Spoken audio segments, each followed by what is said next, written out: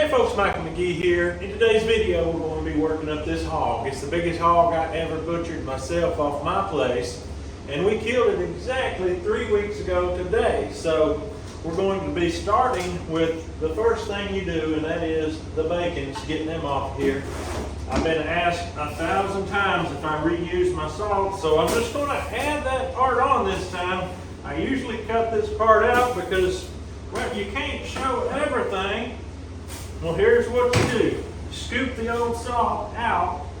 There's nothing wrong with it at all, but you can't get proper coverage.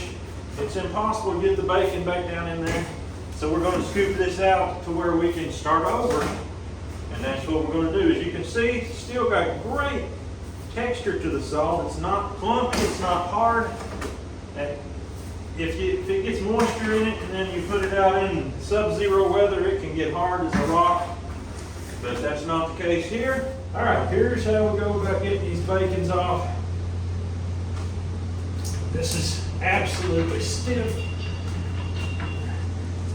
Inside this pig, as you can see right here, tons of leaf fat, and that's not good on bacon. So I'm just going to be cutting that off and getting rid of it before I even take my bacons off. I'm just going to cut it in strips so that I can access it.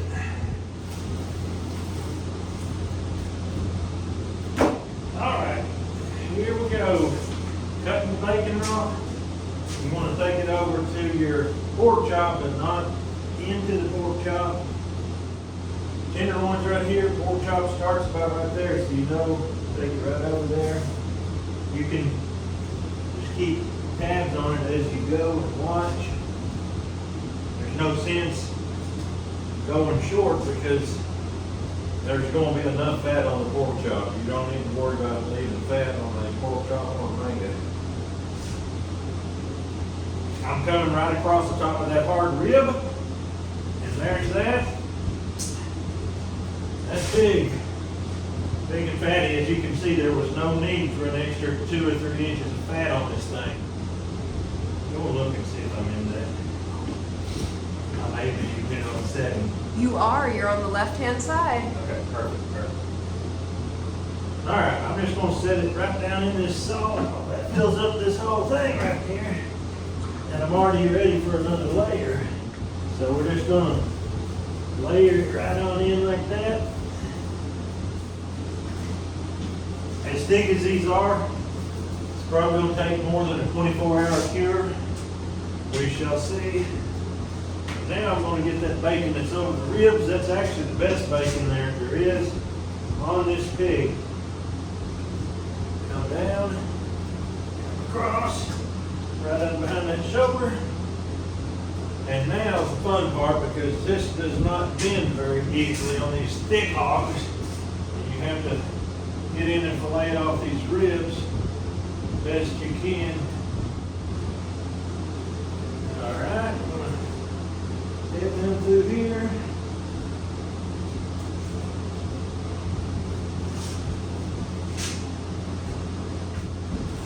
All right. There. Whoa. That's heavy and it's thick. I'm going to, that is about right here, so I'm getting the salt around it. That's crazy. That's what they call big bacon.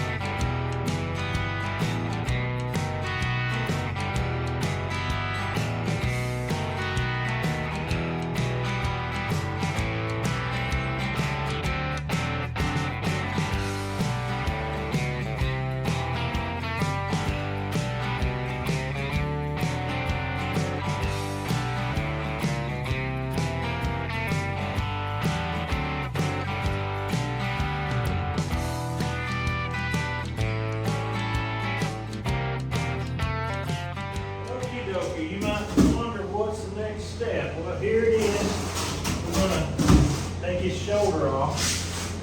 This shoulder can be used for different things. What we're going to do is take the top section, make steaks, because that's where the copa muscle is, and that's the best pork of all time. This part of the shoulder, what we call the Boston butt, is going to be a Boston butt. We'll trim some of this fat off. The shank will be put into sausage with some of this part of the meat. So this here is very easy to do. Just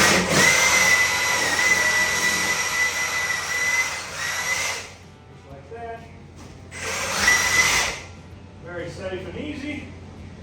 And I'll put this through the other saw and cut this, that way we don't end up having large chunks of bone dust, because that don't taste that good in your teeth when you crunch down on it.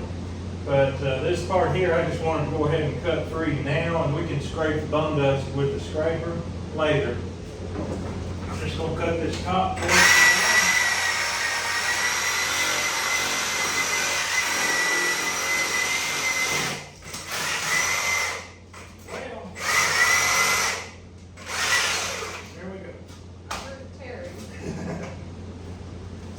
That's probably 100 pounds right there of pure shoulder meat. I would not doubt it. Somebody just said, it ain't meat, it's fat. You're right, it's fat, okay. Okay, to figure out where your copa is, here's the spine right here. In order to get a copa steak like we want to cut right here beside the spine. Could go either way with it, but I'll probably stick about right here dead center.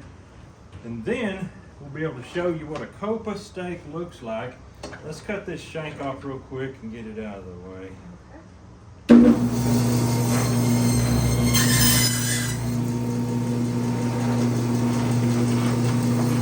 All right, this is for steak. This is for copa steak. I'm just going to do a center cut. This here is the copa muscle right here that's got all of that goodies in it. But if you do it bone in, you can get this part of the muscle and this part of the muscle as well. And so we're just going to cut bone in steaks with this right here. That's just absolutely perfect. It doesn't matter if you grill it, if you fry it. It don't matter how you do it, it's going to be good. And we know that from experience. I'm going to make these things about 3/4 to 1 inch thick. Let's see what it looks like. That's about 1 inch right there. Let's do it.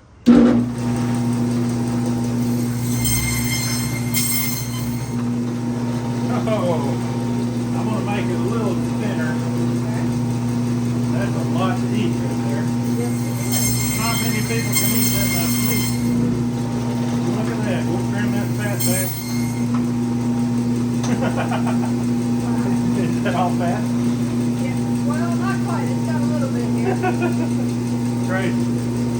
Here's your other half.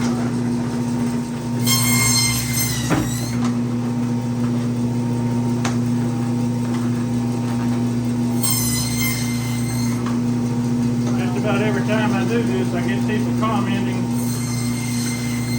about how scared I made them. They think I'm going to cut my fingers off. I can promise you, if I cut my finger off, you'll be the first to know.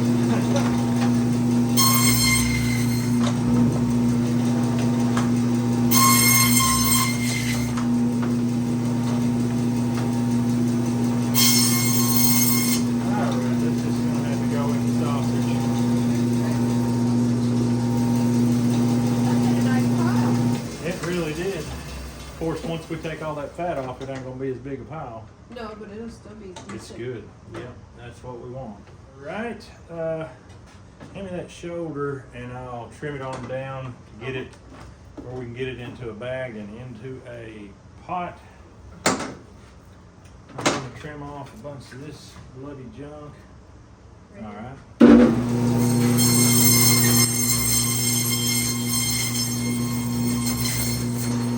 I'm going to cut off the front where the neck was. Wow, that's looking good quick.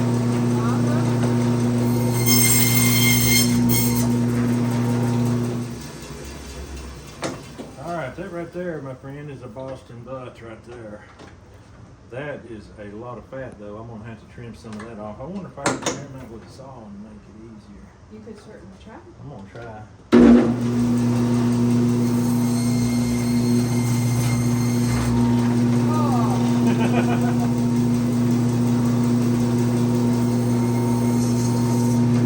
Yeah.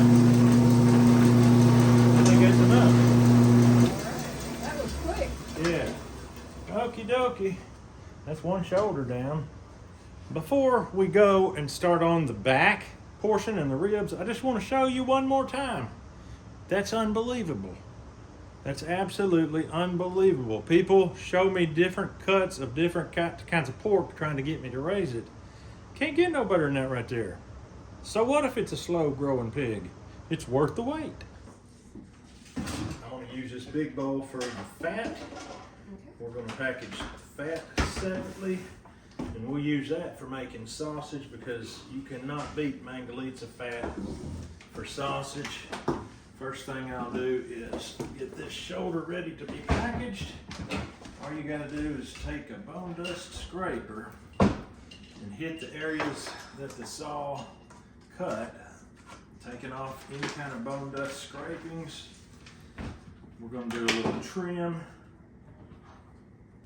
And the trim I'm going to throw in there for sausage making. Just like that. All right. This one would be pretty much ready to go. That's going to have to be cooked for an army. Perfect for a get together. Yeah, absolutely.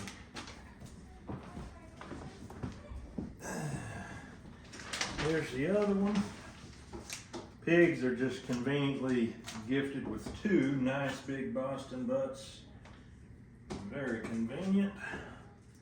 These bone dust scrapers, these things work. I recently had, good old Duncan was asking about them. He had never used them. I like them a lot. I should go ahead and throw a link to them in the description of this video. That way you can get your own. They're so cheap, it's almost, I mean, yeah, you can take a knife and scrape it, but this works so absolutely well, and it costs much less than a knife. Trim just a little more fat off here.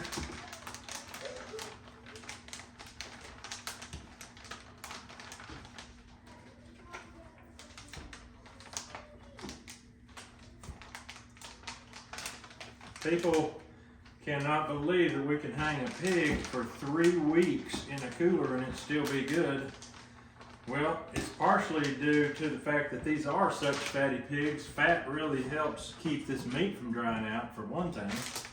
And the other thing is that particular cooler is made to pull moisture, so there's not mold and stuff like that taking place in there. And so that really helps. The old timers back in the day didn't have that luxury. We do have that luxury, and we're taking advantage of it.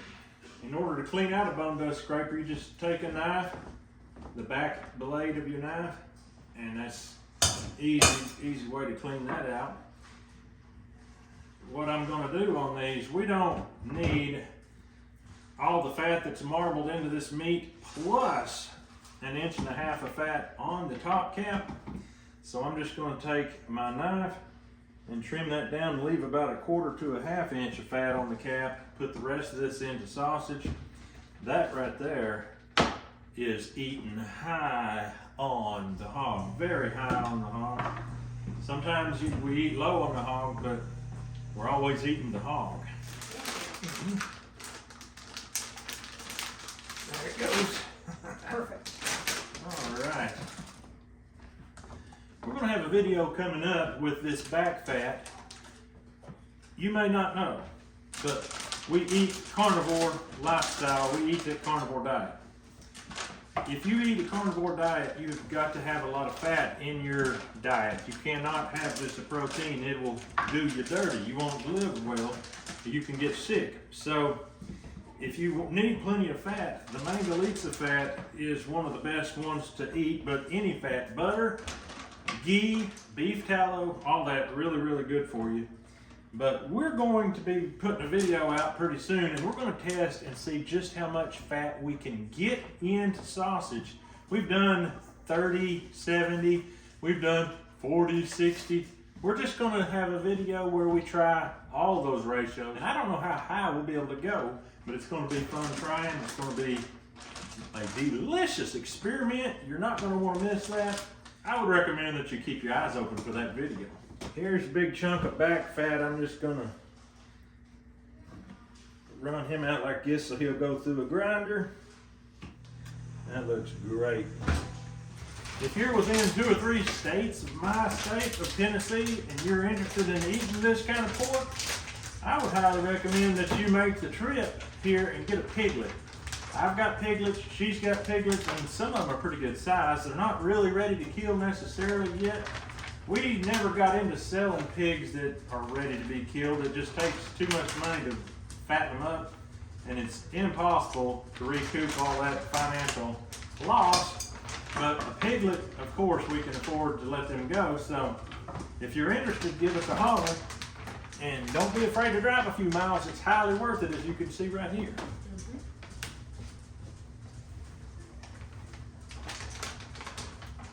If you're a carnivore, or if you're on the keto diet, if you eat a high protein, high fat diet, this right here is the way to go. I'm telling you, I'm not even making this stuff up. That's unbelievable right there. This is the carnivore dream, absolute dream. There's people out there that think that it's an absolute shame, disgrace, pity, maybe even a little bit of a heresy to not eat no vegetables. Well, grains for sure really can hurt you. If you're having problems with your health, more likely than not, you could really do yourself a favor by getting away from grains, especially processed foods, seed oils like canola, and basically all of them. If it's not an oil that comes from an animal like lard, tallow, butter, or ghee, something along that line, you're probably hurting your health a little bit. And maybe you're young enough to handle it for a while, but eventually people's health starts falling. I know mine was, but look at me now. Health is one of those things too that's really hard to get back once you lose it. Yep, I had just about given up because I ate a very healthy diet. I didn't go and eat much sugar. I wasn't a sugaraholic at all. My wife will tell you many times I push away from the table and never eat dessert. That didn't have anything to do with my weight gain, my loss of energy, my getting sick all the time. Had nothing to do with it. I still consume a little bit of sugar along, not a whole lot, and I am heavy into dairy products. I eat drink a lot of dairy, eat a lot of cheese, butter, all that good stuff. And of course, raw dairy does have sugar. It's got lactose in it. So I'm not 100% hardcore carnivore. I'm a coffee sipping, happy-go-lucky carnivore. The hardcore carnivores are not fun to live with. I'm a happy-go-lucky, non-judgmental carnivore. You can do whatever you want as far as I'm concerned. I don't care. Believe it or not, I'm easygoing about it enough that I've actually got vegetarians that have been following me since almost the very beginning of this channel. Absolute vegetarian, maybe even so far as vegan. Still friends. I've got them in my private DMs saying nice things and friendly, loving me to death. So no, I'm not negative against eating anything. You live your life however you want to live it. I'm just telling you how I'm living, and I can tell you my health has improved so drastically, I may never go back to eating like I was before, because I know good and well if I do, it's going to be weight gain, it's going to be feeling terrible, bloated.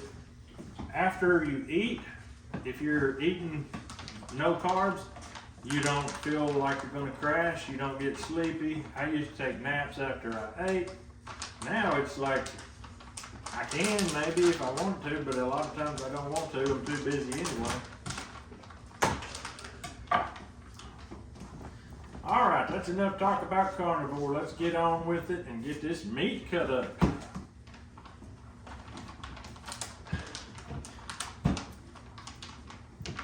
Look at the fat cap on this. Oh my goodness. It's unreal. That was huge. I think side by side it probably weighs the same as the meat it came with. Wow. Unbelievable. I want you to look, folks. That is a pile of fat. That's not one pig's worth of fat. That's one pig's shoulder's worth of fat. This is the 2 shoulders. Absolutely unbelievable. And if you noticed, we didn't trim the fat real hard when we were trimming up the roasts. A lot of fat left on them. And even on the copas, I left a good bit of fat. There's fat in here too for the sausage. It's just a fat pig. A lot of people can't hack that. I love that. All right, we've got the bacons. They're salted. They're gonna be cured in a day or 2.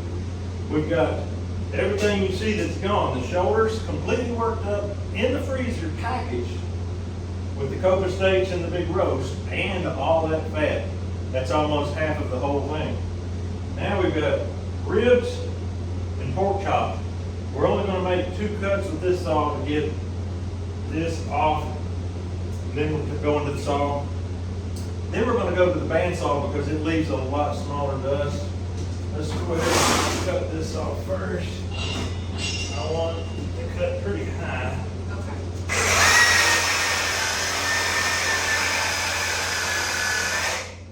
Beautiful. Can we get another one in there? Oh yeah. I'm going to come from this direction.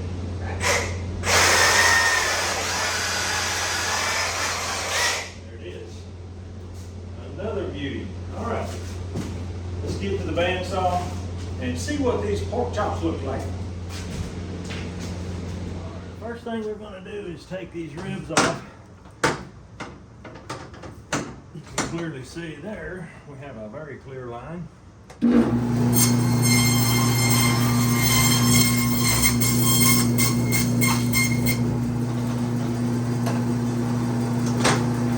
Obviously got some cleanup to do. I'm gonna cut this off.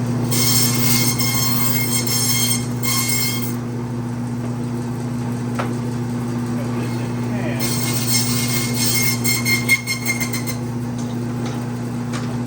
This may have to be covered on.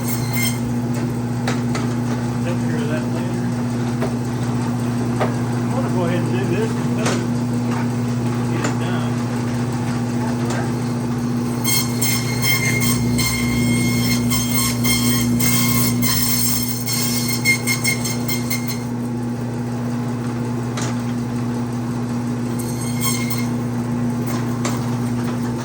Alright, let's see what this third one looks like. That's beautiful. That'll be nice. Now it's transitioning into the chop, but still a little sirloinish.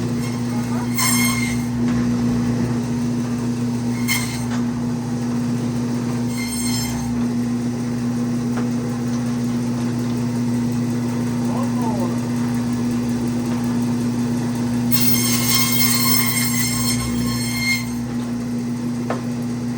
Perfect. Now I need that piece stacked. Yeah. It's not cleaned up yet, but there it is. A lot of fat mixed in with that. Let me see what one of these looks like. There you go. That's a little bit of a pork chop there, but this here's the one I like the best. Got all that fat marbled into it. That's gonna be something else. That's good eating.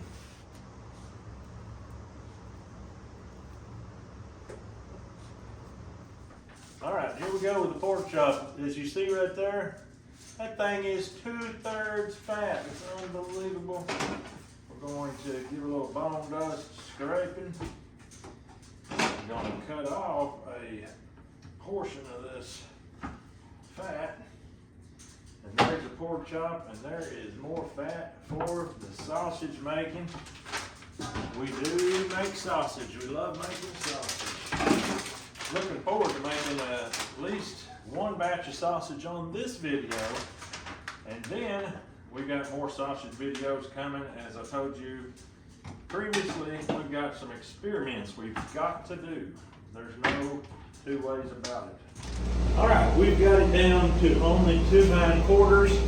I'm not gonna do hams. Some of y'all may cry. We don't eat that much ham. And my wife asked me to make some different cuts than I usually make. That's gonna be hard to do because I make them all. But anyway, we're gonna take this upstairs and I'm gonna show you how we're gonna cut it. Let's see if I can get it off here without getting knocked in the head. I have taken one of these to the head before, and that's no good. Here we go. That's a nice big mango ham right there. All right, the object of this here is going to be sausage and some different cuts. So it looks like I've got about a bunch of fat here. I'm gonna just go like this, start trimming off what I can. I'm cutting right towards my own hand, and that ain't smart.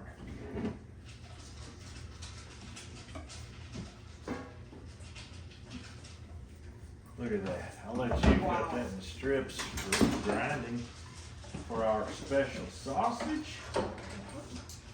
We're going to try to do sausage in this video, right? Mm-hmm. That's what I told the people. That's what they expect.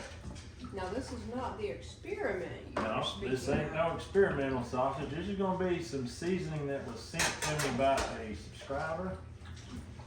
I want to say a year ago.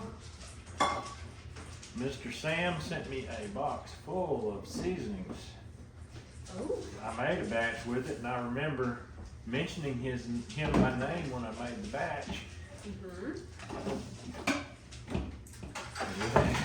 So the seasonings have just simply been sitting and curing. Curing. That's right. Nothing better than cured meat. That's right. So we will be doing that in this video, using this exact fat and meat. It's just absolutely unbelievable how much fat is on these animals. They grow it amazingly well. Yeah, that they do. If a person has a need for this much fat and can figure out how to use it all, it's a great thing. Yeah, if you don't have a use for it, it gets a little over much. But somebody like me that kills deer and gets a lot of really lean meat that they need to moisten up, especially if you're on the carnivore diet and you need extra fat in your diet. This is the fat you want to be eating because it's got all those good omegas and fatty acids and vitamin D, just loaded with vitamin D. Now the key for them to have vitamin D though is they have to be raised outside. They gotta be outside in the sun. Yeah, the sun has to hit them. I've got some in the woods, but I was looking the other day, they were standing in broad sun. The sun was hitting them plenty good. Even though they're in the woods, they're still getting good sun. So yeah, that's what it takes. And you know, when it's cold out, they're going to be standing in the sun if they absolutely can.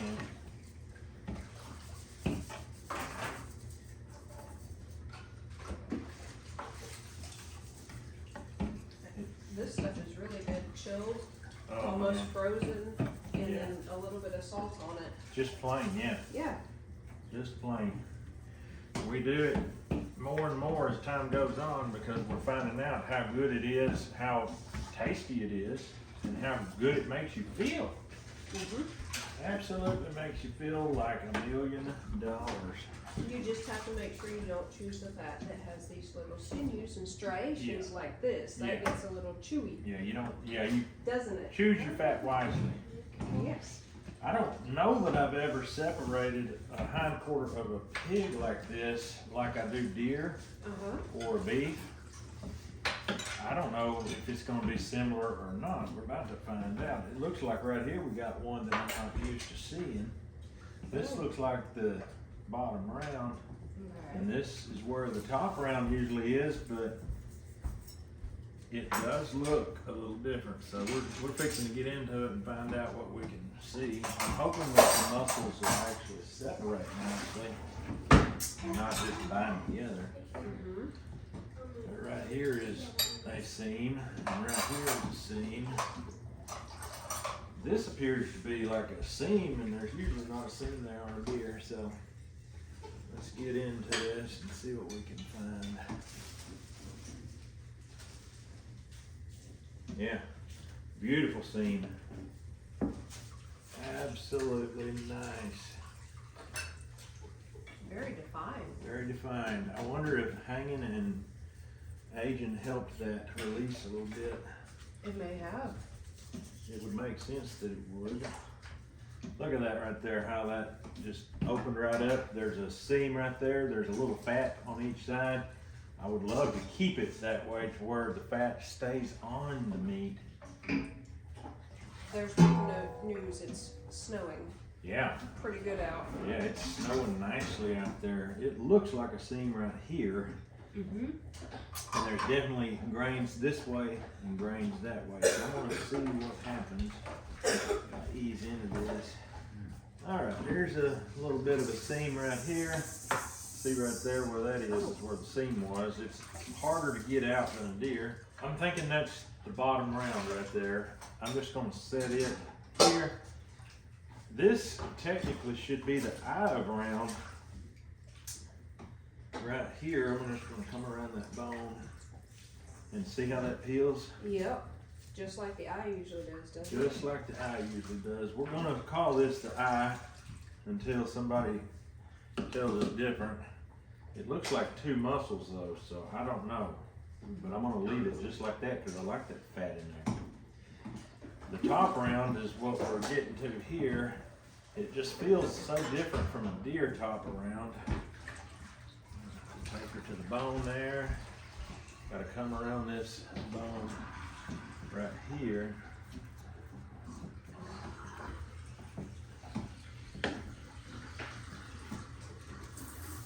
I'm just going to ride that bone out. That's the easiest way to do it. Now all that could be deboned for sausage. Okay. And I'm going to try to consolidate this into the muscle I'm wanting. What's going on, kiddos? There's a lot of snow. Yeah, are y'all gonna play in it? Maybe once it's deep enough. Oh. It's amazing how this hog hung for 3 weeks to the day, and this just barely dried out. Just a little bit right there. This fat completely saved the rest from drying. Mm-hmm. Only right here between the legs where you cut down to the pelvis was dried out. So very little waste like that.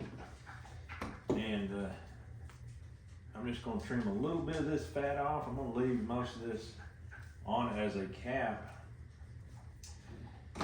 And I'm going to slice these up into steaks is what I'm going to do. Awesome.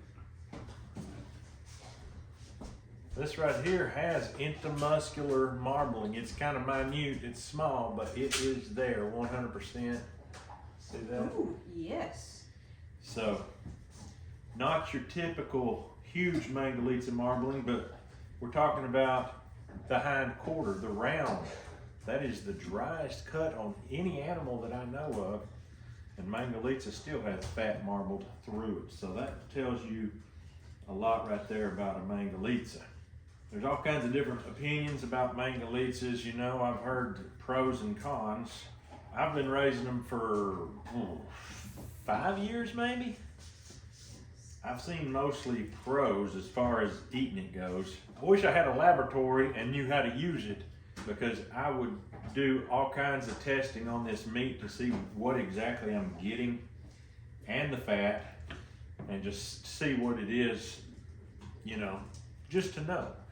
But you can look it up, and they have articles on it and all kinds of stuff. So the information's out there. It's just got to be sought after. This is the top round steaks. I'm gonna do the eye right quick. I'm gonna make a center cut on that. Look at that. That's beautiful. That's gonna be good eating. That's what I call intermuscular marbling right there. I like that. The eye always has a lighter color in the meat. It's kind of like the way that a pork chop is lighter in color, not as dark. And there are people, Dr. Grant Woods calls it the hidden tenderloin on a deer because it is like eating tenderloin. I think these will be packaged separately. That's how good that looks. I think they have a right to be packaged separate. I think so. Now here's your top round. It doesn't have quite as much marbling in it, but it's got this fat cap on it. Very lean and very lean, but it's very tender looking. tender, dark red.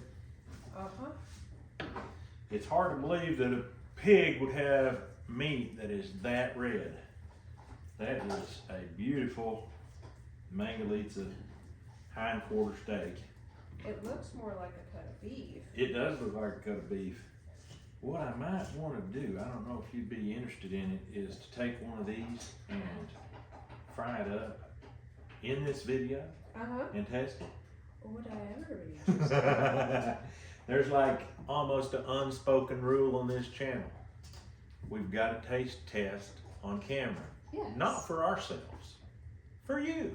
That's right. And you show a carnivore a piece of meat like that and you offer it up. There's no saying no to that right there. That fat and that meat, oh, yoy. Even if we're full. Yeah. We'll make space to try a bite of that. It matters not. You take meat and you take fat and you take fire and you take salt and you've got the world by the tail. Yes, you do.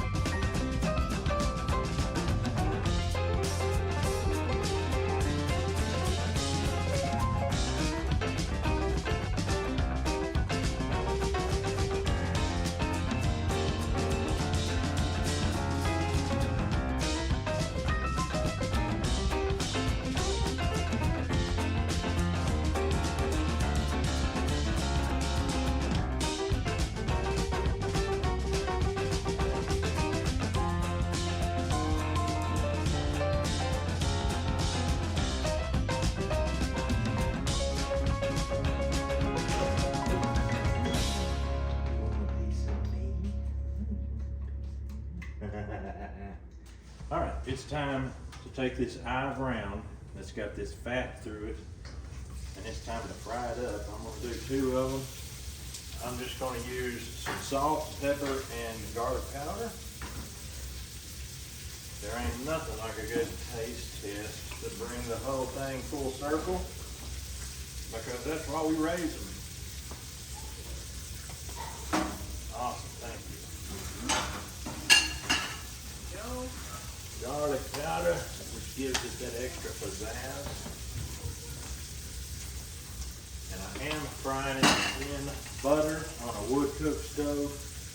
Hard to beat that right there.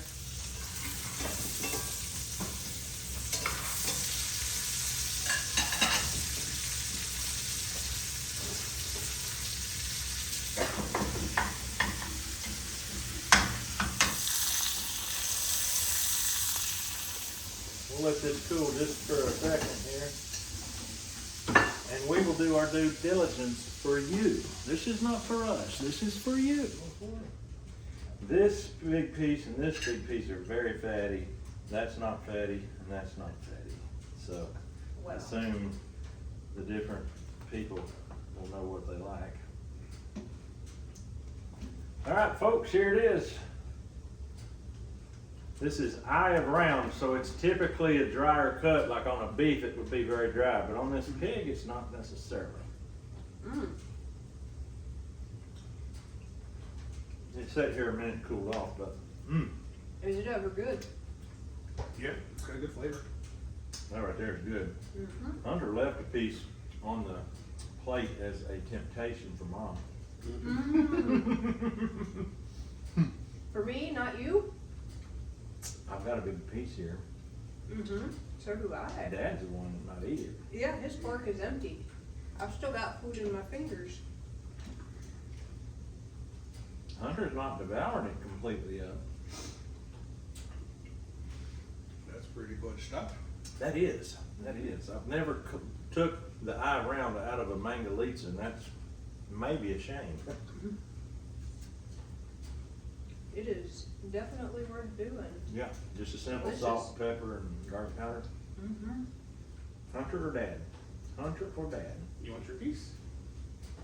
No. No. What? That's good stuff.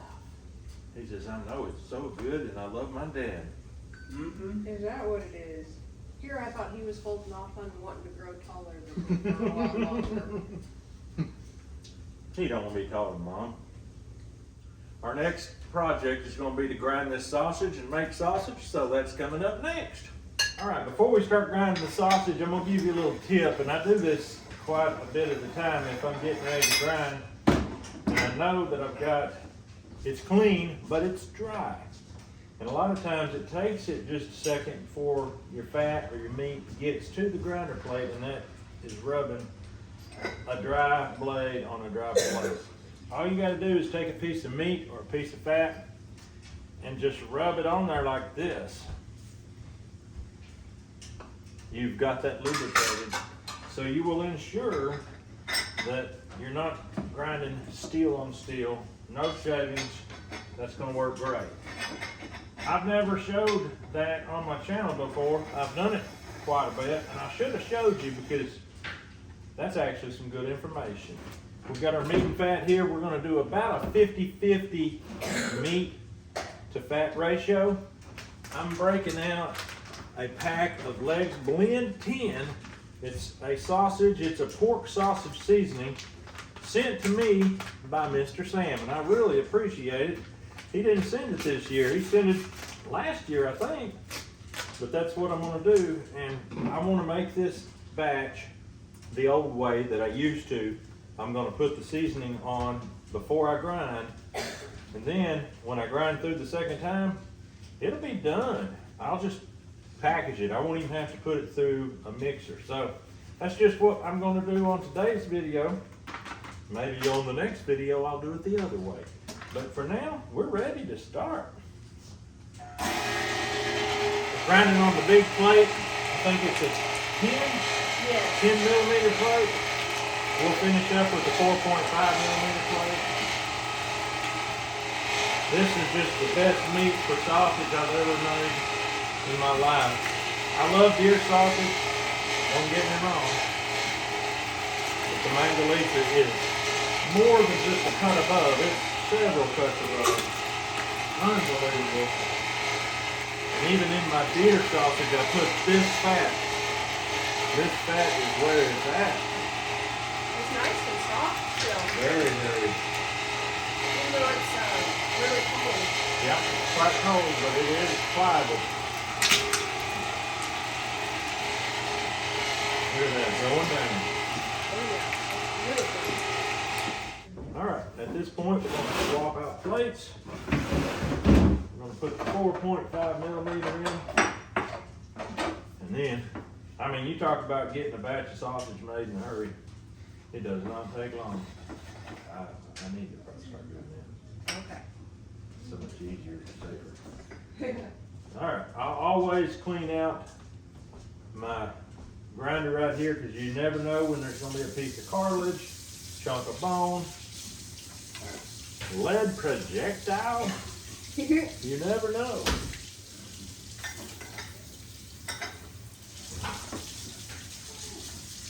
All right, when you put the second grind through, what we've discovered with the meat brand grinder, it's called Meet Your Maker, it doesn't work too good when it's really fatty to mash it in with the plunger because it somehow adheres to the auger and all just starts spinning in there and doesn't force it to come out. So we try to go in with loose as we can so that it falls around that auger and it can push it without sticking to the auger. So that's what we're going to do now. Put it through the second grind and we should be good to go.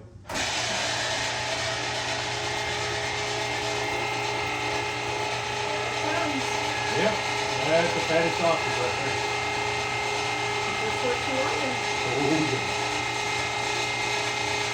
If it gets stuck around the throat of it, what I do is just take my fingers on one side and on the other, just kind of loosen it up and allow it to drop in.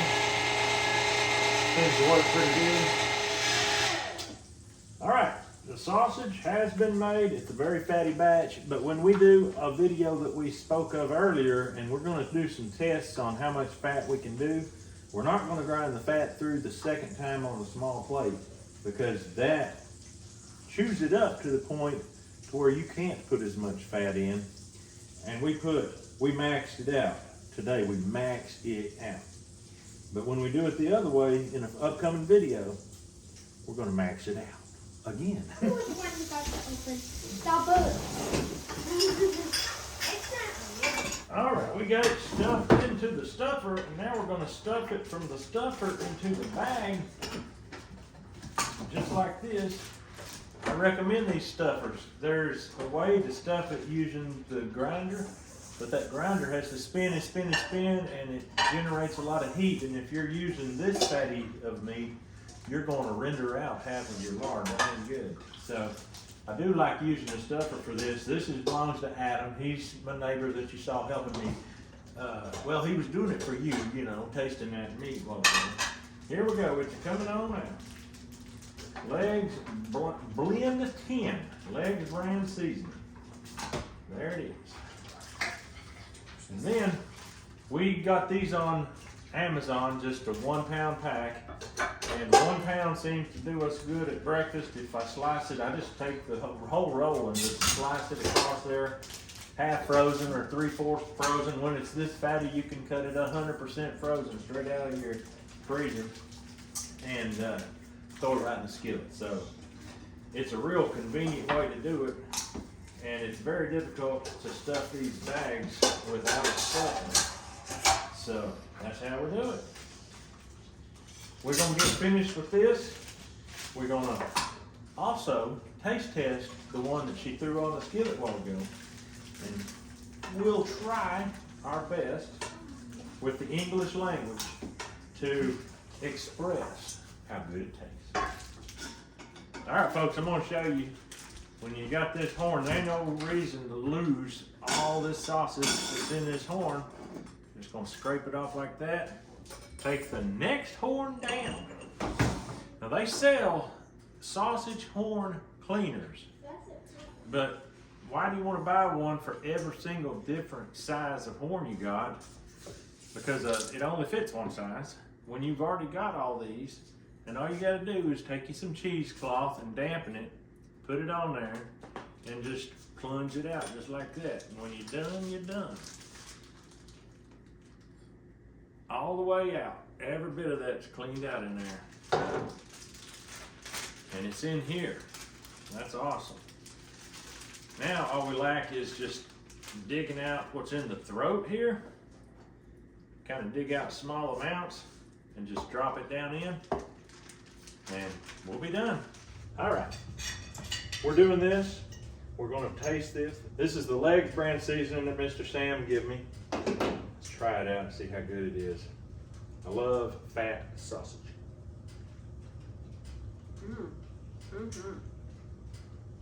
That tastes just like store-bought sausage. Maybe, I mean, it's better as far as quality, but as far as that flavor.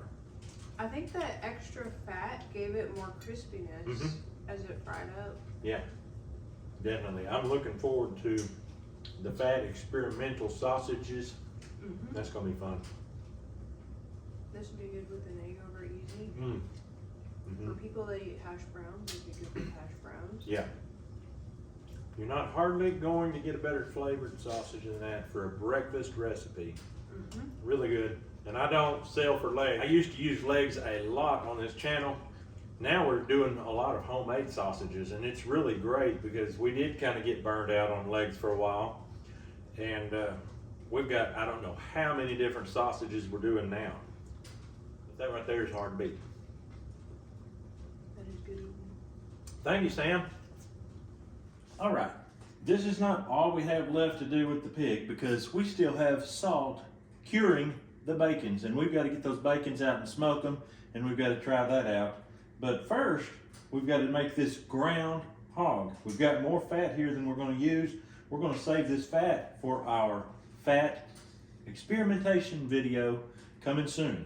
But for now, we're going to make some ground hog. Ground hog. Let's do it.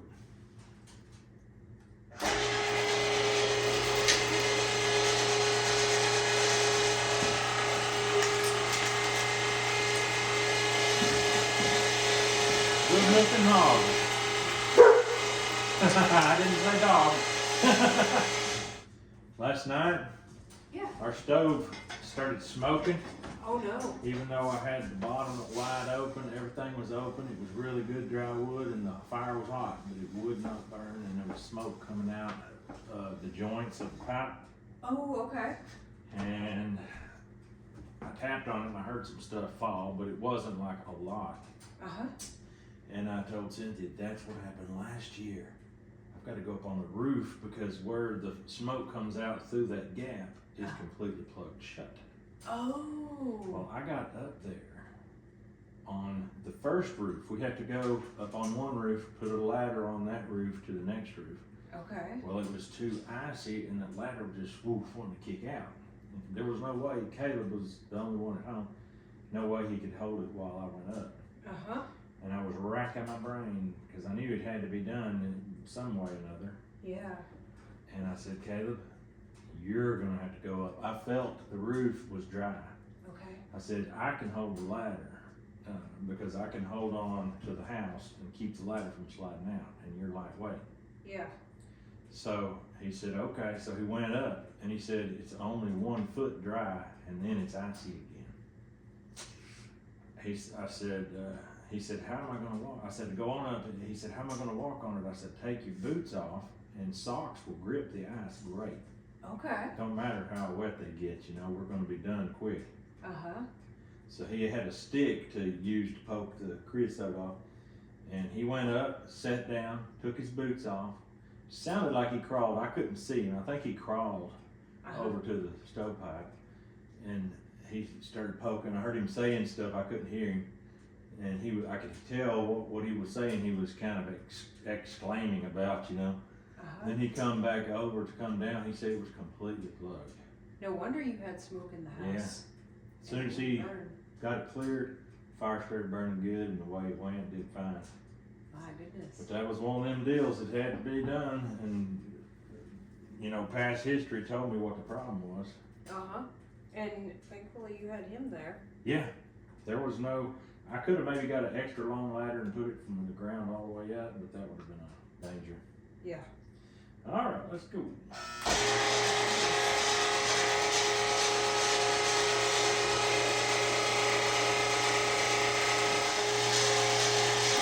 There you go. Groundhog has been made. We're going to package it up in the flat packs, and then we're going to throw it in the freezer, and we're going to cut out for now, but we're going to be back right away to start smoking bacon. All right, this is the part where we get the bacon out of the salt, shake it off. We've got to take it and we've got to rinse it off, and then we're going to hang it in here and let it dry, drip dry today. And then we're going to start smoking bacon because we got snow coming, and that's going to be beautiful with that smokehouse puffing smoke like a freight train.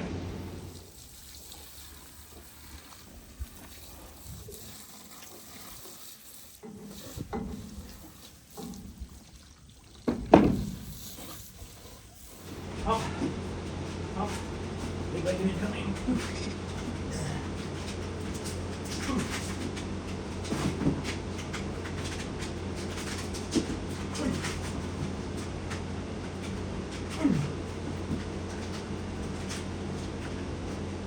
One more, really good spot. There we go. Who says there ain't no such thing as a bacon tree? That's beautiful. 24 hours later.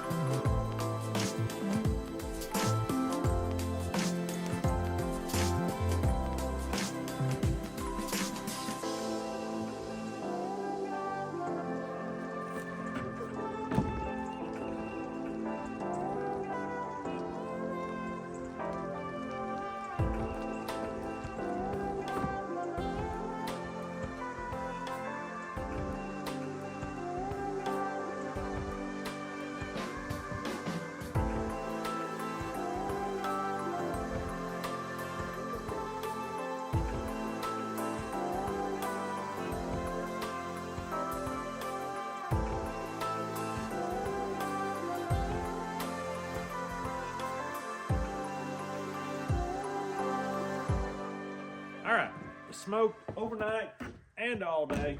we're gonna get in here and get this bacon out. Let's see here. I like big, thick bacon. I'm gonna cut off of this big rascal. See what we got. See if the boys like it. Oh, it smells good. Oh yeah. It's not all that terribly cold, even though we've got snow. It's like 29 degrees, 30 degrees, something like that. I'm just gonna trim off this end. Rusty can have that. Oh yeah, nice fat, thick bacon. This is the belly flap portion, so it's not got many streaks of lean. It is fat. People that don't like fat can't handle this kind of bacon. I'm gonna hang this back up and get a different kind, and we can see, I'll show you the difference. Now this is the bacon from over the ribs. It's a whole different ball game. Look how stiff it is.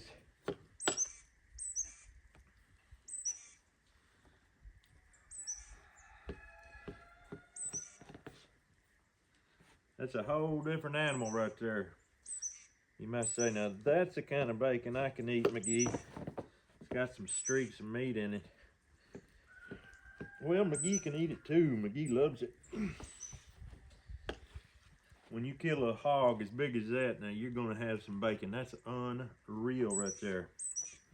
Absolutely unbelievable bacon. I gotta get in the house and fry this up. I'm gonna do one more piece.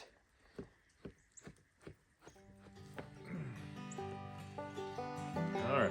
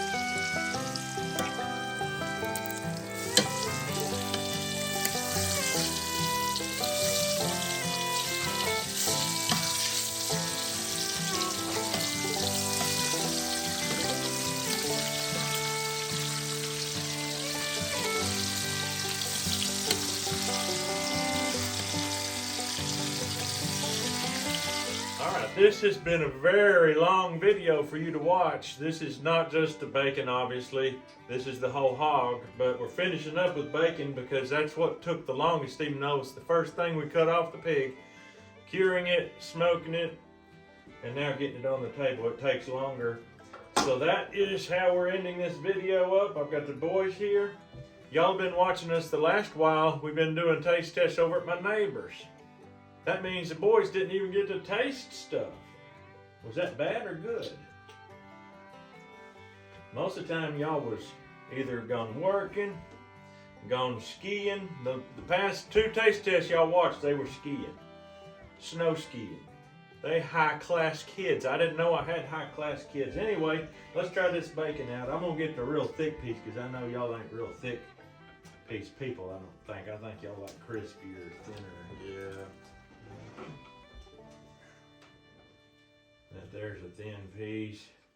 That's the thin piece.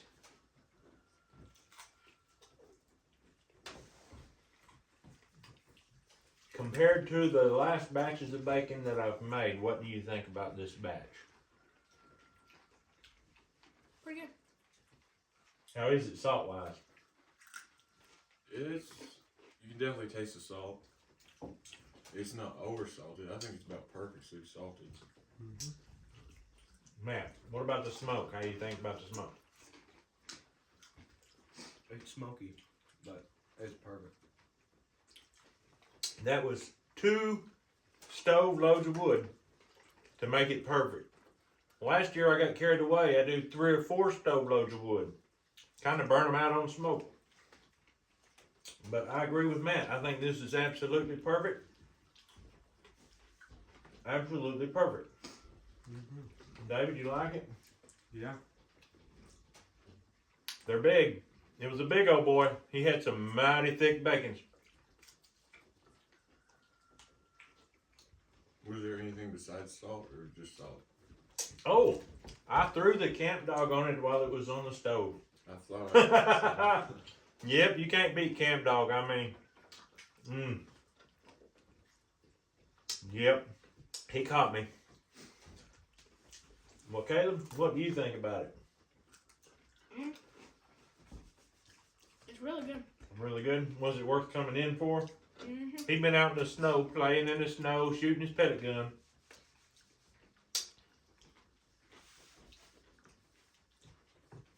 Back in the day, if you was watching 2 or 3 years ago, every video we did with the taste test was pretty much right here. Now we do it outside, by the smokehouse or in front of the big oak tree. We do it over at my neighbor's house. We've done it all kinds of places. But this right here is kind of back to our roots. Sure is.